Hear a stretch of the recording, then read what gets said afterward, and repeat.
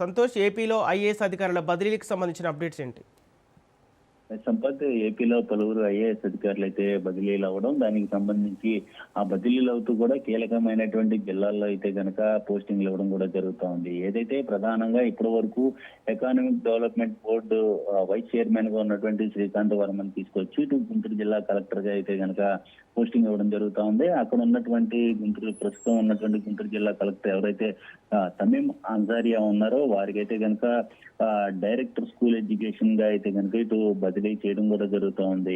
అంతేకాకుండా ఇటు కాకినాడ ఇటు షాన్ మోహన్ అయితే కనుక కాకినాడ ప్రస్తుతం ఉన్నటువంటి కాకినాడ జిల్లా కలెక్టర్ ని తీసుకొని వచ్చి ప్రస్తుతం ఉన్నటువంటి ఏదైతే ఏపీ డెవలప్మెంట్ బోర్డు డైరెక్టర్ గా అయితే కనుక ఇటు బదిలీ చేయడం కూడా జరుగుతూ ఉంది. ఇక మరోవైపు చూసుకున్నట్లయితే కనుక ఇటు దినేష్ కుమార్ ఐఏఎస్ అయితే కనుక ప్రస్తుతం అల్లూరు సీతారామరాజు జిల్లా కలెక్టర్ గా ఉన్నటువంటి దినేష్ కుమార్ ని తీసుకొని వచ్చి ఇటు industrial infrastructure corporation limited vice chairman గా అయితే కనుక నియమించడం కూడా జరుగుతూ ఉంది. అక్కడ ఉన్నటువంటి అభిషేక్ కిషోర్ అయితే కనుక ఇక ప్రస్తుతం ఉన్నటువంటి అభిషేక్ కిషోర్ ని మాత్రం ఇక జిల్లా కలెక్టర్ గా అయితే కనుక బదిలీ చేయడం కూడా జరుగుతూ ఉంది.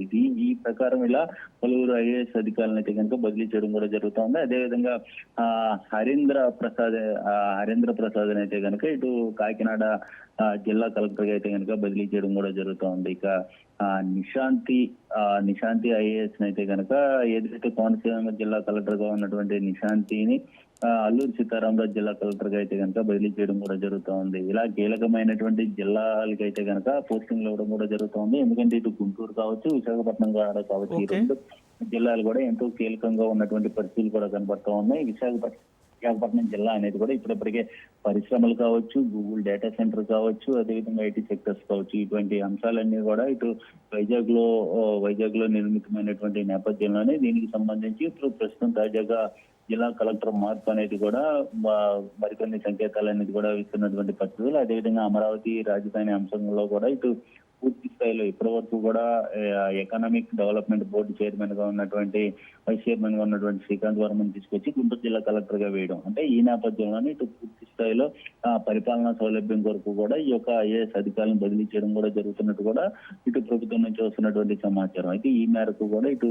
ఏపీ ప్రభుత్వం నుంచి ఐఏఎస్ లను బదిలీ చేస్తూ కూడా ఉత్తర్వులు జారీ చేయడం కూడా జరుగుతుంది. మొత్తంగా చూసుకున్నట్లయితే కనుక ఇటు పరిపాలనా సౌలభ్యం, అదేవిధంగా అక్కడ ఉన్నటువంటి పరిస్థితుల నుంచి కూడా ఐఏఎస్ అయితే బదిలీ చేయడం కూడా జరిగింది.